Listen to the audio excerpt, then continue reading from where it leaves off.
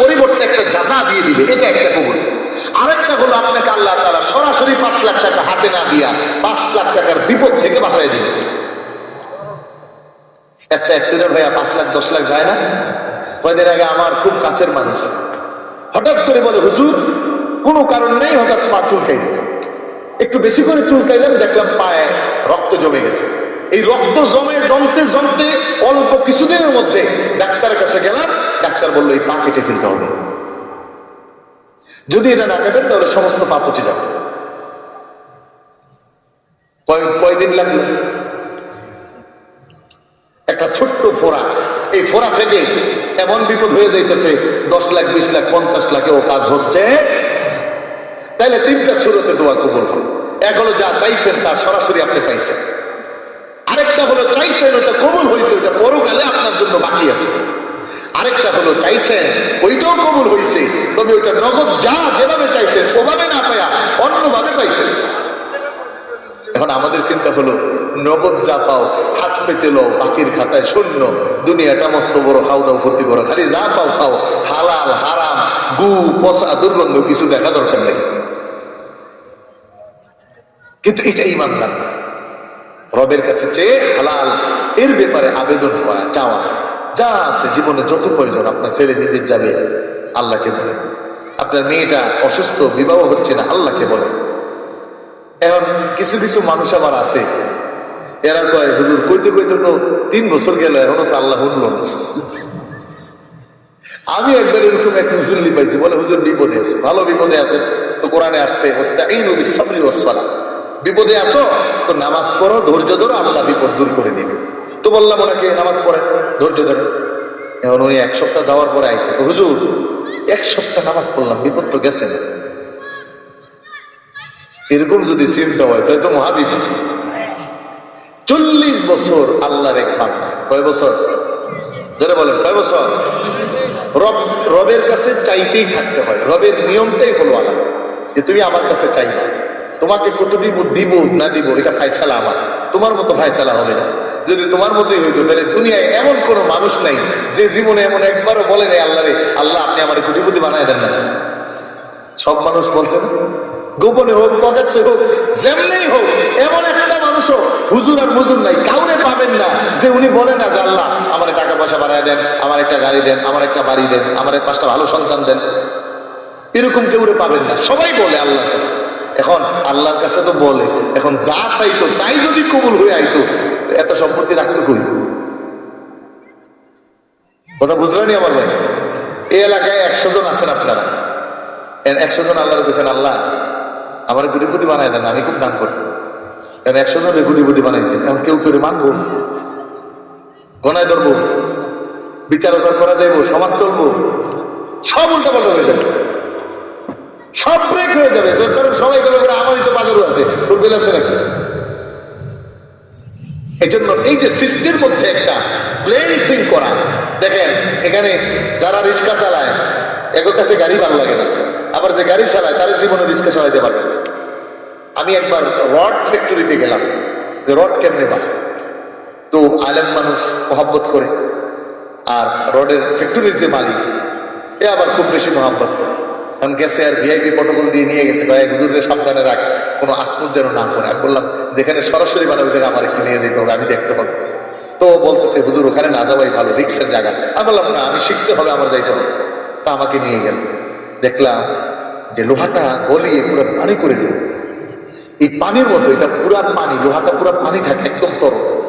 তো এইটাকে তারা একটা খাসের মধ্যে ছাড়ে, ওই খাস অনুযায়ী রডের সাইজ করা আছে, চ্যাপ্টা হয়, গোল হয়, লম্বা হয়, অথবা বড় হয়। আল্লাহু আকবার! আমি অবাক হয়ে গেলাম যে এই কাজ যদি আমার 1000 কোটি টাকা দিয়েও করে, হুজুর 5 মিনিট করেন, সম্ভব না। কিন্তু এই ফ্যাক্টরি ওরাকে জিজ্ঞেস করলাম আপনাদের বেতন কত? হুজুর 16,000, 17,000, 12,000। উনি আবার ওইটাই করতেছে। তাহলে মেন্টালি আল্লাহ রাব্বুল আলামিন ওনার মেন্টালি যদি ওই কাজের প্রিপারেশন না দিতেন, ওই কাজ করার লোক, এলাকায় ময়লা পরিষ্কার করার লোক যদি না থাকে, তাহলে ঢাকা শহর চলে যাবে। তাহলে একটা মানুষ যে ময়লা পরিষ্কার করে, আপনি আমি ময়লা দেখলে নাক ধরি, আর উনি ময়লার মধ্যে ডাইরেক্ট ভিক্ষা পরিষ্কার করতেছে। এই যে সৃষ্টির বৈপরীত্য, সৃষ্টির এই সৌন্দর্য, এটা আল্লাহ তাআলা করেছেন। সুবহানাল্লাহ পড়ে। এই জন্য সব মানুষের দোয়া কবুল হবে যদি সেটা ইখলাস থাকে, একনিষ্ঠ থাকে। হয়তো সেটা কবুল হওয়ার ধরন আলাদা। তো পয়গম্বর ইব্রাহিম বলতেছেন আল্লাহর কাছে হেদায়েতের জন্য দোয়া করতে হয়। আল্লাহ শিখিয়ে দিয়েছেন দোয়া করো, লা তুজিগ কুলুবানা বা'দা ইয হাদাইতানা ওয়া হাব লানা মিন লাদুনকা রাহমা ইন্নাকা আনতাল ওয়াহ্হাব। ও আল্লাহ, আপনি ছাড়া তো হেদায়েতের মালিক আর কেউ না, আপনি ছাড়া তো দেওয়ার মালিকও আর কেউ না, আপনি ছাড়া তো বড় করার মালিকও আর কেউ না। এই যে তারেক রহমান জনসমাবেশে কি বলছে? আল্লাহ আপনি রহিম, আপনি দয়ালু, আপনি ছাড়া উপায় নেই। পৃথিবীর যত বড় প্রেসিডেন্ট হোক, ফেরাউন খোদা দাবি করছে, কিন্তু রাত্রে যাই আল্লাহ আপনি না দিলে তো আমার খোদাগিরি শেষ। এই জন্য চাইতে হবে, বলেন কার কাছে? হেদায়েত দিবেন কে? হেদায়েত দিবেন কে? হেদায়েত দিবেন আল্লাহ। এই হেদায়েত পাওয়ার জন্য আগ্রহ প্রকাশ করা। ইব্রাহিম আলাইহিস সালাম বললেন না, যেইটা এরকম বড় হওয়ার পরে আজকে চলে যায়, ওইটা আমাকে হেদায়েত দিতে পারে না, বরং এটার পিছনে যদি আমি থাকি তাহলে আমি হেদায়েত শূন্য হয়ে, মাহরুম হয়ে আমি আল্লাহর জাহান্নামে যেতে হবে, পথভ্রষ্ট হয়ে যাবে। তাফসীরের কিতাবের মধ্যে আছে পয়গম্বর ইব্রাহিম আলাইহিস সালাতু ওয়াস সালাম এখন পর্যন্ত তাওহীদের দিকে খুঁজে পান না। তাওহীদ কোথায়, তাওহীদ কোনটা, কিছু খুঁজে পায় না। ছোট্ট বালক এবার দিনের বেলা সব মানুষগুলো সূর্য যখন উদিত হয়েছে সবাই বাইরে হয়ে গেছে, সূর্যের পূজা শুরু করেছে। কোরআন বলেন ফালাম্মা রাআ আশ-শামসা বাযিগাতান ক্বালা হাযা রাব্বি হাযা আকবার ফালাম্মা আফালাত ক্বালা ইয়া কওম ইন্নী বারীউম মিম্মা তুশরিকুন। পয়গম্বর ইব্রাহিম তাদের সাথে তাকেও নেওয়া হলো। আকাশে যখন সূর্য উদিত হয়ে গেল, সব মানুষগুলো সূর্যের পূজা শুরু করলো। পয়গম্বর ইব্রাহিমকে বলা হলো করো। পয়গম্বর ইব্রাহিম আলাইহিস সালাতু ওয়াস সালাম বলেন হাদা আকবার। হায়রে, এটা তো আগের দুইটা ছিল আরো বড়। আগের প্রথম ছিল তারকা, ছোট ছোট দেখা গেছে, এরপরে আসছে চাঁদ, ওটা আরেকটু বড়, সূর্যটা আরো বড়, তার প্রখর বেশি। পয়গম্বর ইব্রাহিম বলে মানুষগুলো সব সূর্যের পূজা শুরু করে দিল। আমি বললাম ও দুনিয়ার মানুষ শোনো, এই সূর্যও তো স্থায়ী দেখলাম না। যখন সন্ধ্যা গনিয়ে গেল, সূর্য অস্তমিত হয়ে গেল, পয়গম্বর ইব্রাহিম বললেন ফালাম্মা আফালাত, ও আমার সম্প্রদায়, ও আমার চাচা, ও আমার গোষ্ঠীর মানুষেরা, ও আমার দেশের মানুষেরা, ও আমার সন্তানেরা, ও কিয়ামত পর্যন্ত আমার যে মুসলিম সন্তানেরা আসবে, তোমরা শুনে নাও। তোমাদের আদি পিতা ইব্রাহিমের ভাষ্য আমি সেই দিন বললাম ফালাম্মা আফালাত, যেটা অস্তমিত হয়ে যায়, এইটা আমার রব হতে পারে না, এটা আমার প্রভু হতে পারে না, এটার পূজা, এটার গোলামি আমি ইব্রাহিম করতে পারি না। বরং আমি বললাম ও আমার কওম, ও আমার সম্প্রদায়, ইন্নী বারীউম মিম্মা তুশরিকুন। আমি তোমার মতো মুশরিক হতে চাই না, আমি তোমার মতো সবার কাছে চাই না, আমি তোমার মতো মানুষের কাছে নত হতে চাই না, আমি তোমার থেকে দূরে। এবার পয়গম্বর ইব্রাহিম বললেন শোনো, আমি বললাম ও সম্প্রদায়, আমি তোমাদের সাথে নাই। ও চাচা, ও বাবা, ও জেঠা, ও খালু, আমি তোমাদের সাথে নাই। বরঞ্চ তোমরা যাদের ইবাদত করো আমি তার ইবাদত করতে পারি না, বরঞ্চ আমি একজনের দিকে মোতাবজ্জি হচ্ছি, আমি একজনকে আমার রব হিসাবে মান্য করতেছি। কোরআন বলে ইন্নী ওয়াজ্জাহতু ওয়াজহিয়া লিল্লাযী ফাতারাস সামাওয়াতি ওয়াল আরদা হানিফান ওয়া মা আনা মিনাল মুশরিকিন। আমার প্রিয় ভাইরা, আমার বন্ধুরা, পয়গম্বর ইব্রাহিম আলাইহিস সালাতু ওয়াস সালাম বললেন ও আমার সম্প্রদায় শোনো, ইন্নী ওয়াজ্জাহতু ওয়াজহিয়া লিল্লাযী ফাতারাস সামাওয়াতি ওয়াল আরদা হানিফা ওয়া মা আনা মিনাল মুশরিকিন। আমি আমার সেই রবের দিকে মুতাওয়াজ্জি হচ্ছি। ইন্নী ওয়াজ্জাহতু ওয়াজহিয়া লিল্লাযী ফাতারাস সামাওয়াতি ওয়াল আরদা হানিফা যিনি আকাশ এবং জমিনের মধ্যবর্তী জায়গা, সব জায়গায় এক বাক্যে সব কিছুর ভিতরে তিনি এক, হানিফান, তার কোনো শরীক নাই, তার কোনো ইলাহ নাই, তার সাথে কোনো রব নাই, তার সাথে কোনো সাহায্যকারী নাই। বরং আমি জানাই দিচ্ছি তোমাদেরকে, ফাতারাস সামাওয়াতি ওয়াল আরদি হানিফা ওয়া মা আনা মিনাল মুশরিকিন, আমি আমার সেই রবের দিকে মুতাওয়াজ্জি হচ্ছি, আমি তোমাদের মতো শিরক করতে পারবো না, আমি মুশরিকদের অন্তর্ভুক্ত নই। আমার ভাইরা, আমার বন্ধুরা, এই পয়গম্বর ইব্রাহিম আলাইহিস সালাতু ওয়াস সালামের কথা আল্লাহ রাব্বুল আলামিন সূরা শুআরার মধ্যে আবার করে বললেন। কারণ তার আপন চাচা, আপন বাবা যারা পয়গম্বর ইব্রাহিমের এই কথা মানতে পারলো না, তারা বিরোধিতা করলো। ও পয়গম্বর ইব্রাহিম, তুমি ইট ডকুমেন্টস দাও, কেমন করে আমরা তোমার রবকে মানবো? তুমি যে আমাদের রবকে মানো না, তুমি যে আমাদের প্রভুকে মানো না, এটা আমরা মানি না। তোমার প্রভুর ঠিকানা আমাদেরকে দাও। আমার প্রভুর ঠিকানা, আমার প্রভুর পরিচয় আছে না নাই? জোরে বলেন, আছে না নাই? কোরআনুল কারীমে আল্লাহ রাব্বুল আলামিন বলেন, ওয়া ইন্নাহু লাতানজিলু রাব্বিল আলামিন নাযালা বিহির রূহুল আমিন আলা কলবিকা লিতাকুনা মিনাল মুনদিরিন বিলিসানিন আরাবিয়্যিম মুবিন। পয়গম্বর ইব্রাহিম তার আওয়াজ তুলে ধরলেন, শোনো, আমার রব পরিচয় দেয়, ওয়া ইন্নাহু লাতানজিলু রাব্বিল আলামিন, তিনি সেই আল্লাহ যিনি সব নবীদের কাছে একজন ফেরেশতা পাঠিয়েছেন। আল্লাহু আকবার বলেন। তিনি কোরআন নাযিল করেছেন, তিনি 500 সহিফা নাযিল করেছেন, তিনি 1,24,000 পয়গম্বর প্রেরণ করেছেন। তিনি আকাশের মালিক, তিনি জমিনের মালিক, তিনি সব ক্ষমতার মালিক, তিনি রিজিকের মালিক, তিনি হায়াতের মালিক, তিনি সুস্থ রাখার মালিক, তিনি অসুস্থ রাখার মালিক। জবান খুলে আওয়াজ করে বলুন, তিনি কে?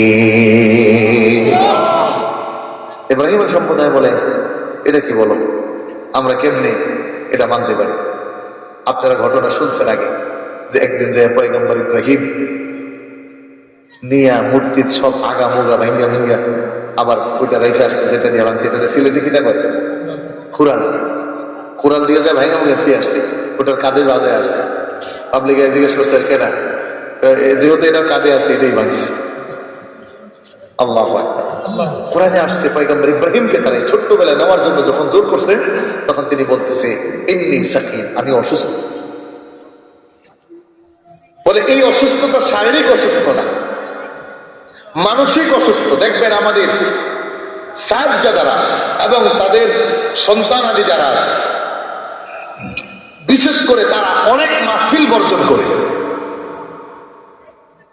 অনেক মাহফিলে যায় না। বলে যেখানে দেখে কিছু আউল আর বাউল আছে, কিছু ফাউল আছে, কিছু তবলা গান বাজনা করার বক্তা আছে, আছে না? ধরে বলেন, আছে না? নাই? আছে। যাদের কোরআন তেলাওয়াত শুদ্ধ নাই, বিশাল বক্তা, কুকিল কণ্ঠের অধিকারী, কিন্তু কোরআন শরীফ পড়তে পারে না। আফসোস লাগে মাঝে মাঝে। কোরআন যার শুদ্ধ নাই, এই লোক আবার কিসের বক্তা?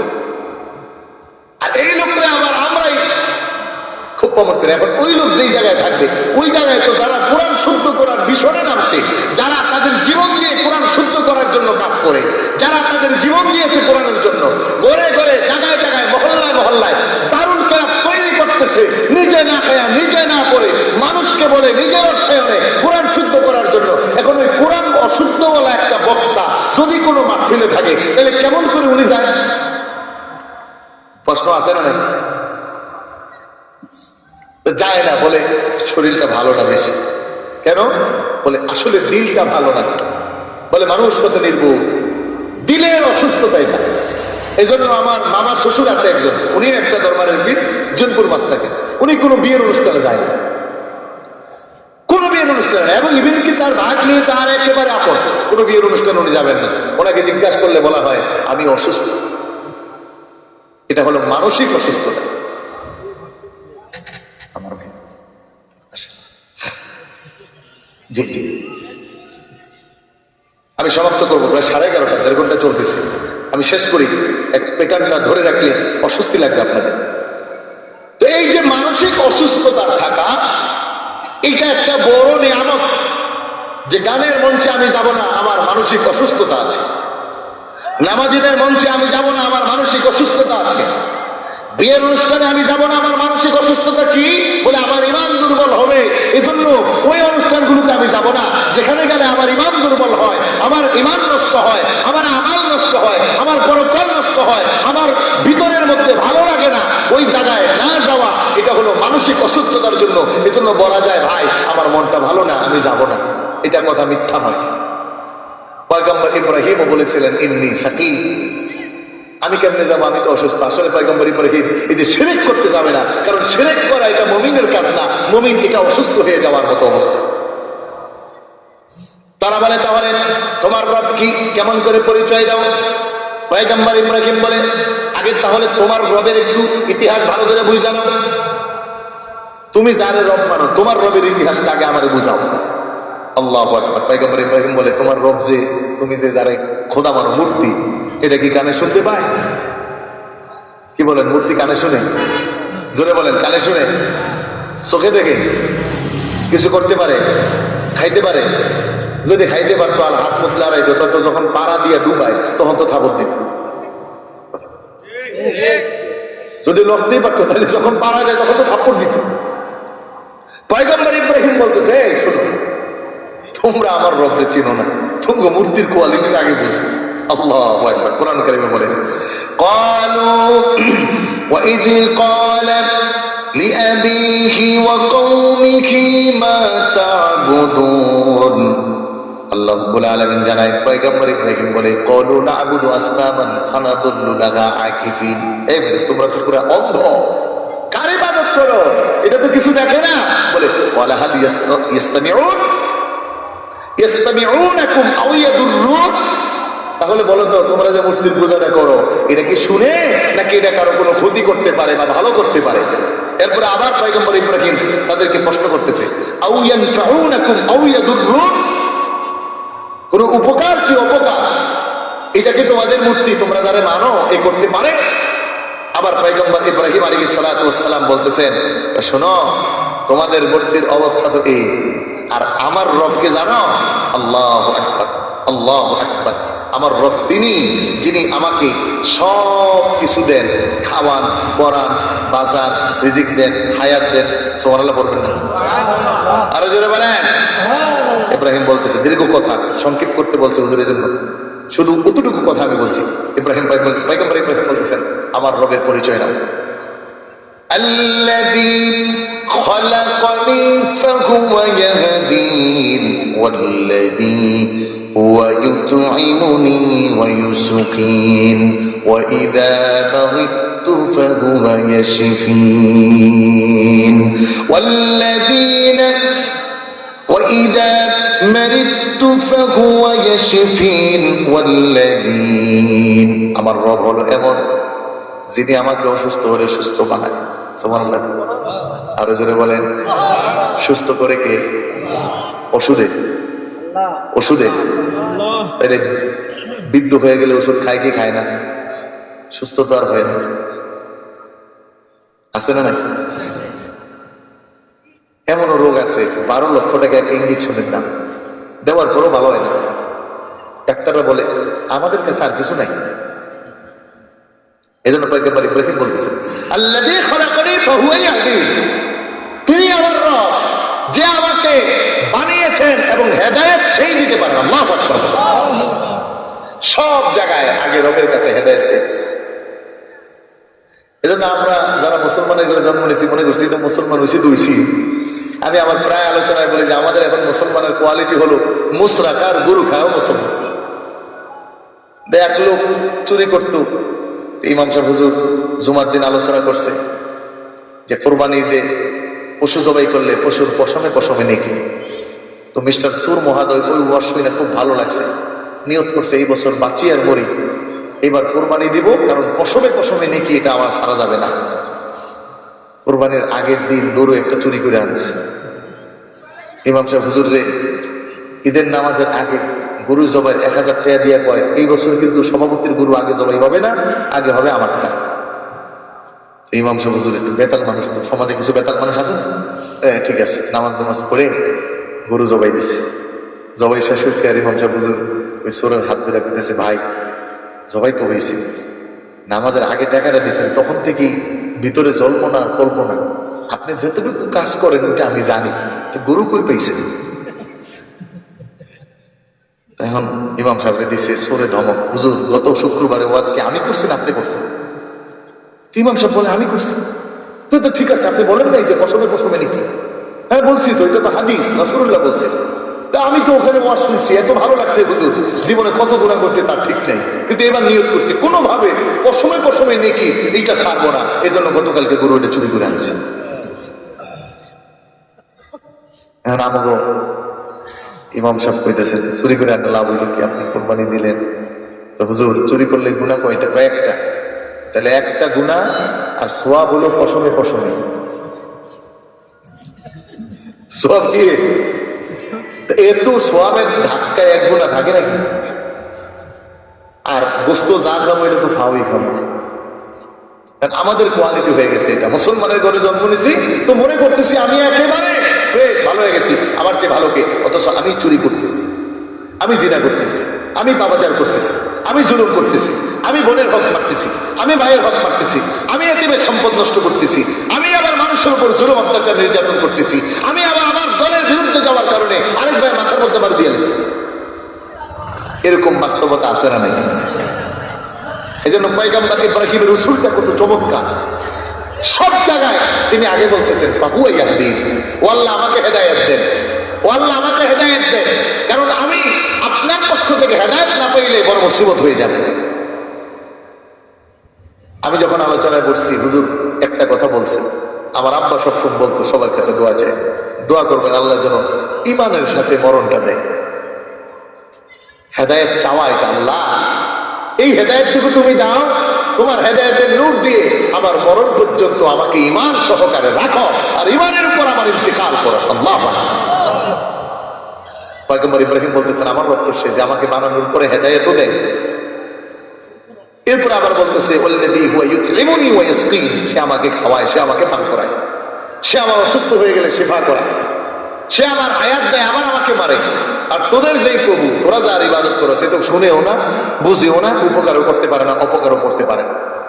সম্মানিত হাজিরে, এই জন্য আল্লাহর দিকে ধাবিত হওয়া, তাওহীদের দিকে ধাবিত হওয়া, এটা যদি হওয়া যায় তাহলে ওই যে আল্লাহর উদ্দেশ্য সৃষ্টির, ওমা খালাকতুল জিন্না ওয়াল ইনসা ইল্লা লিয়াবুদুন, এই ইবাদতের দিকে ধাবিত হলে আর ধাবিত হতে হলে এই দুইটার মাঝখানে দরকার হেদায়েত। আর পয়গম্বররা এই হেদায়েতের দিকে দাওয়াত দিচ্ছেন মানুষকে, হে মানুষ তোমরা সব ভালো কাজের দিকে আছো, মন্দ কাজকে ফেলে দাও। এজন্য আমাদেরকেও এইভাবে করে আমাদের জীবনকে গুছাতে হবে। দুনিয়ার চাকচিক্য, ক্ষমতা, পাওয়ার, প্রতিবন্ধ দেখে যেন আমরা পরকালকে ভুলে না যাই।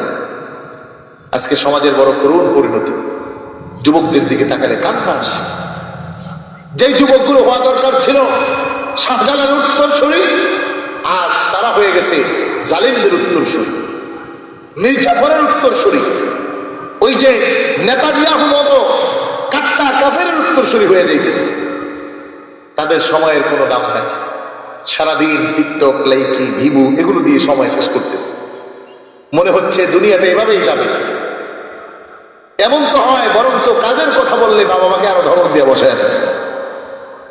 তাহলে এই জায়গা থেকে যুবকদের উত্তরণের পথ আর মত হলো একটাই, রাসূলুল্লাহর পথ আর মত, কোরআনের পথ আর মত, ওলিদের পথ আর মত। এখন এগুলো করতে হলে আমাদেরকে তো কিছু জানতে হবে, কিছু শিখতে হবে, যারা জানে তাদের কাছে যেতে হবে, আর নিজের চেষ্টা থাকতে হবে। আপনি যতই আমি আপনাকে বলি, আপনার চেষ্টা যদি না থাকে তাহলে কখনো পরিবর্তন আসবে? কোরআনে বলছে ইন্নাল্লাহা লা ইউগাইয়িরু মা বিকওমিন হাত্তা ইউগাইয়িরু মা বিআনফুসিহিম, যে নিজের ভাগ্য বদলের চেষ্টা না করে তার ভাগ্য আল্লাহ বদল করবে। এজন্য আমাদেরকে চেষ্টা করতে হবে যেন আমরা আল্লাহর পথে আসতে পারি, আমরা যেন আমার আল্লাহকে চিনতে পারি, আমরা যেন আমাদের হেদায়েতের পথে চির অবিচল থাকতে পারি। এজন্য চাইতে হবে কার কাছে? বলেন, আরো জোরে বলেন, কার কাছে? একটা ওয়াকিয়া বলে আমি আলোচনা সমাপ্ত করব। একটু জিকির করুন, লা ইলাহা মাশাআল্লাহ, লা ইলাহা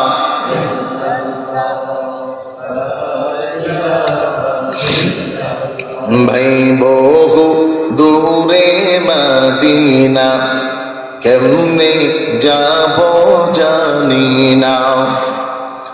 দয়াল আল্লাহ দয়া করো, দয়াল আল্লাহ দয়া করো, নসিব করো মদিনা, বলো লা ইলাহা মাশাআল্লাহ, লা ইলাহা লা ইলাহা ইল্লাল্লাহ মুহাম্মাদুর রাসূলুল্লাহ। জোরে জোরে বলুন সাল্লাল্লাহু আলাইহি ওয়াসাল্লাম। আমার ভাইরা, আমার বন্ধুরা, রবের কাছে চাইতে হয়, চাওয়ার মতো করে চাইতে হয়, আবার চাইতে চাইতে চির অবিচল থাকতে হয়। পাওয়ার আকাঙ্ক্ষায় ঝিনুকের মতো জবান খুলে ওই সমুদ্রের তলদেশে মুখ খুলে যে মুখ বসে থাকে, কতক্ষণে আকাশ থেকে এক ফোঁটা পানি পড়বে তার পর্যন্ত যাবে।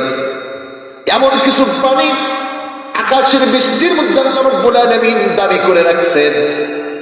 ওই দামি পানিটা যখন ঝিনুকের ভিতরে পড়ে, ঝিনুকের জবানটা বন্ধ হয়ে যায়, ওই পানিটাকে আল্লাহ রাব্বুল আলামিন হীরাতে পরিবর্তন করে দেয়। এটা যেন অপেক্ষা করে বসে থাকতে হয় ঝিনুকের, কোন পানিটা এরকম আর কোনটা তার কপালে ঝরবে, সব তো এমন নয়। আমার ভাইরা, আমার বন্ধুরা, হিকায়ার মধ্যে আসছে এক লোক জীবনে বড় অপরাধী ছিল, অপরাধ করতে করতে সমস্ত জীবন পার করেছে। হঠাৎ করে হেদায়েতের নূর দিলের মধ্যে ঢুকছে, আল্লাহর ভয় ঢুকে গেছে। চিন্তা করেছেন আর জীবনে অপরাধ করবেন না, একজন শায়েখের হাতে হাত দিয়ে তিনি ভালো হয়ে যাবেন। অর্থবিত্তের কোনো অভাব ছিল না। নিয়ত করেছেন দুনিয়ার সবচেয়ে ভালো জায়গা হলো কাবা, কাবার পাশে যাব এবং কাবার ওখানে গিয়ে যাকে ভালো মনে হবে তার কাছে হাত রেখে আমি জীবন পরিচালনা করব। কাবার প্রান্তরে যুবক যায়, পাপের কালিমায় সমস্ত দিন ঝরঝর, সমস্ত হৃদয় পরিপূর্ণ। কাবার প্রান্তরে গিয়ে 2 দিন যাবৎ লক্ষ্য করছেন, একটা মানুষ কাবার চত্বর থেকে কখনো ফিরে যায় না। সারাদিন তাওয়াফ করে, রাত্রেও তাওয়াফ করে, আবার একটু ঘুমায়, আবার জিকির করে, আবার কোরআন পড়ে, আবার নামাজ পড়ে। 2 দিনের মধ্যে সর্বশ্রেষ্ঠ আবেদ হিসাবে যুবক ওই মানুষটাকে পছন্দ করলেন। মানুষটার কাছে গিয়ে বলেন, ভাই আমার, হুজুর আমি আপনার কাছে হাত রেখে বায়াত হতে চাই। কাবার চত্বরের আল্লাহর ওই বান্দা যে চতুর্দিকে তাওয়াফ করে কোথাও যায় না, যুবককে প্রশ্ন করে, না রে যুবক, আমার হাতে হাত রেখো না, তুমি অন্য কোন আল্লাহর প্রিয় বান্দার হাতে হাত রেখে তুমি জীবন চালাও। জবাব ডাক দিয়ে বলে, না, 2 দিনের মধ্যে আপনার মতো এত বেশি আমাল আমি কাউকে করতে দেখি নাই। আপনার কাছে আমি আমার জীবন সঁপে দিলাম। আগামী যতদিন আমি বাঁচবো ততদিন আপনার কথা মতো আমি জীবন চালাবো। আপনি যেভাবে বলবেন, যেমন করে বলবেন, আমি সেইভাবে চলবো। নাসুর বান্দা যুবক, আল্লাহর বান্দা, ওই ব্যক্তি কোনো উপায় না পেয়ে যুবককে বললেন, ঠিক আছে তুমি আমার সাথে থাকো। কয়েকদিন রাখলেন, তাওয়াফ করা শিখালেন, যুবককে নিয়ে নিয়ে তাওয়াফ করে লাব্বাইক আল্লাহুম্মা লাব্বাইক লাব্বাইক লা শারীকা লাক লাব্বাইক ইন্নাল হামদা ওয়ান নি'মাতা লাকা ওয়াল মুলক লা শারীকা লাক। রুকনি আমিতে চুমু খায় যুবক সহকারে দোয়া করে আল্লাহর কাছে, আবার হাজরে আসওয়াদের চুমু খায় দোয়া করে, আবার মিজাবে রহমতের নিচে দাঁড়ায় দাঁড়ায় আল্লাহর কাছে দোয়া করে। আমার ভাইরা, আমার বন্ধুরা, হাতিমে কাবায় নামাজ পড়ে পড়ে দোয়া করে ওই যুবকটা কিছুদিন থেকে কিছু আমাল শিখে গেছে। এবার আল্লাহর বান্দা যেই মানুষটা তাওয়াফের মধ্যে আছে, যুবক যার হাতে হাত রেখে বায়াত হয়েছে, কিছুদিন যাওয়ার পরে যুবকটাও আল্লাহর ওলিতে পরিণত হয়। এবার হঠাৎ করে একদিন ওই যুবক যার হাতে বায়াত নিয়েছেন, আল্লাহর সেই বান্দা তাওয়াফ শুরু করছেন। তাওয়াফ শেষ হলে নামাজ 2 রাকাত আদায় করতে হয়। হঠাৎ করে সন্ধ্যার সময় যুবক খেয়াল করে দেখেন তাওয়াফ শেষ হলো। শেষ তাওয়াফের মধ্যে যখন লোকটা ডাক দেয় লাব্বাইক আল্লাহুম্মা লাব্বাইক, আকাশ থেকে শব্দ আসে, ও বান্দা লা লাব্বাইক লা লাব্বাইক, বান্দারে তোমার লাব্বাইক আমি আল্লাহ তাআলা কবুল করছি না। তুমি যত লাব্বাইক বলো আমি রব্বুল আলামিন তা কবুল করি না। এতদিন পর্যন্ত যুবকটার এই হালত আসে নাই, যুবকটা সেই আল্লাহর প্রিয় বান্দায় পরিণত হয় নাই, চোখটা খুলে যায়নি, একটা কাশফের চোখ আছে। এবার যুবকটার চোখ খুলে গেছে। এবার গায়বীর মদদে আওয়াজটা যুবকের কানে আসছে। যুবক নামাজ শেষ করে বলে, হুজুর আমি যাই, আমি আর আপনার কাছে থাকতে চাই না। আল্লাহর সেই বান্দা ডাক দিয়ে বলে, কেন রে যুবক, এমন কি করেছিলাম আমি? যেই দিন তুমি আমার কাছে আসছো ওই দিন তোমাকে অনেক নিষেধ করার পরেও তুমি যাও নাই, আমার কাছেই তুমি থেকেছ। এত দিন চলে গেল, এখন কেন হঠাৎ করে চলে যাবা? তুমি চলে গেলে তোমাকে আমি ধরে রাখবো না, কিন্তু আমার একটা প্রশ্ন, তুমি কেন চলে যাবা? এবার ওই যুবকটা যে তার হাতে ভালো বায়াত গ্রহণ করে আল্লাহর ওলিতে পরিণত হয়েছে বলে, হুজুর এতদিন পর্যন্ত আমি শুনি নাই, কিন্তু আজকে আপনি যখন তাওয়াফ করতেছিলেন আমি যুবকের কানে আসলো, লা লাব্বাইক আব্দি লা লাব্বাইক আব্দি, ও বান্দা তোমার লাব্বাইক আমি আল্লাহ কবুল করি না। হুজুর আপনার কাছে আর থেকে লাভ কি? আপনার লাব্বাইক তো আল্লাহ কবুল করে না, এই জন্য চলে যাইতেছি আপনার কাছে, আর আমি থাকতে চাই না। আমার প্রিয় ভাইরা, পুরুষে এলাকার প্রিয় যুবক বন্ধুরা, পর্দার মা বোনেরা আমার, এবার ওই ব্যক্তি যাকে যুবক পীর মেনেছে, উস্তাদ মেনেছে, তিনি চোখের পানিটা ছেড়ে দিলেন। চোখের পানি ছেড়ে ডাক দিয়ে বলেন, ও যুবক, যুবক রে, তুমি তো একদিন এই কথা শুনছো, একদিন মাত্র তুমি শুনলে আল্লাহর পক্ষ থেকে আওয়াজ আসতেছে আমার লাব্বাইক আল্লাহ কবুল করবেন না, যার কারণে তুমি আমাকে ছেড়ে অন্যদিকে মুখ করতেছো। কিন্তু যুবকরে শুনে যাও, আমি এই গুনাহগার মদম আজকে একদিন আর 2 দিন নয়, 40 বছর পর্যন্ত এই শব্দটা শুনতেছি আল্লাহর পক্ষ থেকে। আল্লাহ বলে না, তোর লাব্বাইক আমি কবুল করলাম না। আর আমি বারবার বলি, আল্লাহ তুমি ছাড়া আমার আর কেউ নাই, লাব্বাইক আল্লাহুম্মা লাব্বাইক। আল্লাহ বলে তোর লাব্বাইক কবুল না। আমি বলি, আল্লাহ তুমি ছাড়া আমার আর কেউ নাই। যুবক, আমার ছাড়া তো তোমার অনেক হুজুর আছে, অনেক আল্লাহওয়ালা আছে, অনেক ব্যক্তির কাছে তুমি যাইতে পারো, কিন্তু আমি তো আমার রবরে ছাড়া আর কারো কাছে যেতে পারি না। আজকে 40 বছর আমার রব আমাকে বলে আমি তোর কবুল করি না, কিন্তু আমি আমার রবের কদম ছাড়ি না, আমি আমার রবকে ডাকতে ছাড়ি না, আমি আমার রবকে এক ওয়াক্তের জন্য ভুলি না। ও যুবক, যাও যাও যাও, তোমার ব্যাপারে আমার আর কোনো কথা নাই, যেহেতু আমার রব ছাড়া আমার কোনো গতি নাই। তুমি যাইতে পারো, কিন্তু আমি যাইতে পারি না। 40 বছর ধরে করতেছি, আমার জীবন যতদিন পর্যন্ত আছে অতদিন পর্যন্ত আমার রব ছাড়া আমার আর কেউ নাই।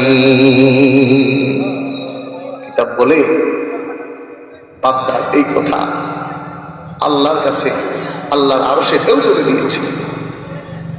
এবার গাইবি আওয়াজ আসলো, ও বান্দা,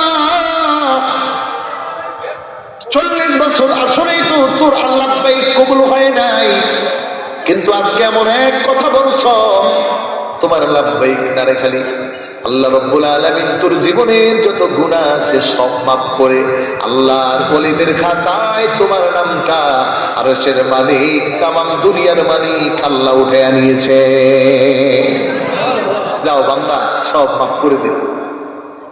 আমার ভাইরা, আমার বন্ধুরা, আমাদের অবস্থা হলো যুবকের মতো। আর আল্লামা সাহেব কিবলা ফুলতুর রহমতুল্লাহি আলাইহি চলে গেছেন, সারাটা জীবন কান্না করতে করতে গেছেন।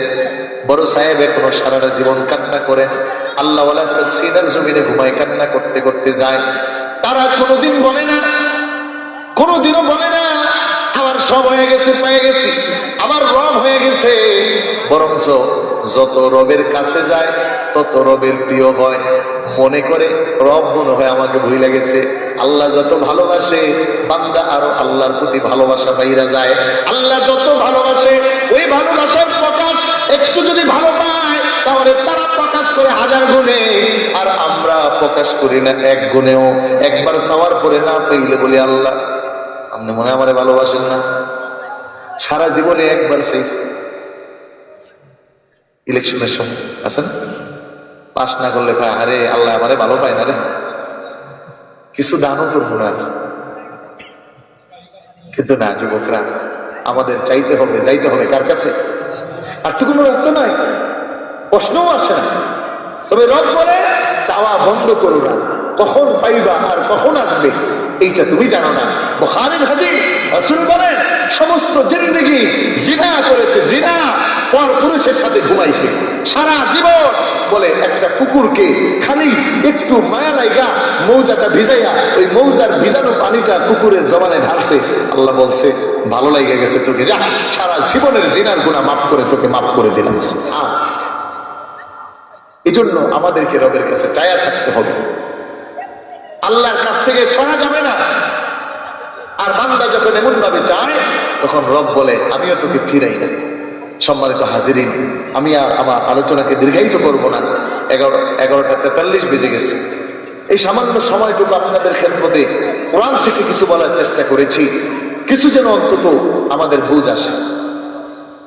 আল্লাহ তাআলা যেন আমাদের এই আমালের জিন্দেগি গঠন করার তৌফিক দেয়, বলুন আমিন।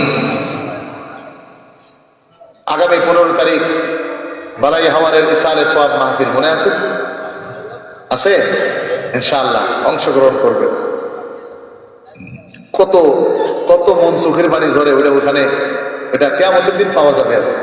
কারণ হাদিসে আসছে বান্দার চোখের পানি আল্লাহ সংরক্ষণ করে।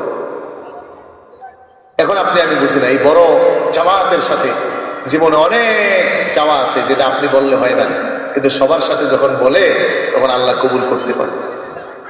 এজন্য 15 তারিখের দাওয়াত দিলাম, সবাই যাবেন।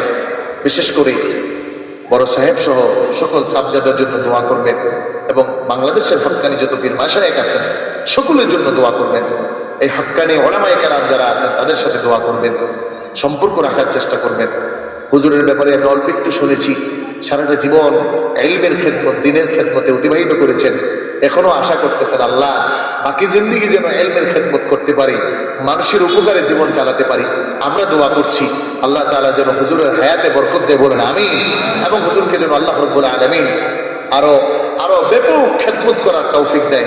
এবং আমি খাস দোয়া করছি আমার আব্বা নাই, আমার বাবার মতো করে আল্লাহ যেন হুজুরকে ঈমানের উপর মরণ দান করে, বলেন আমিন। আমার তৌফিক ইল্লা বিল্লাহ। আমি আর বাড়াচ্ছি না, আমরা একটু দাঁড়িয়ে নবীকে সালাম দিব। ইয়া নবী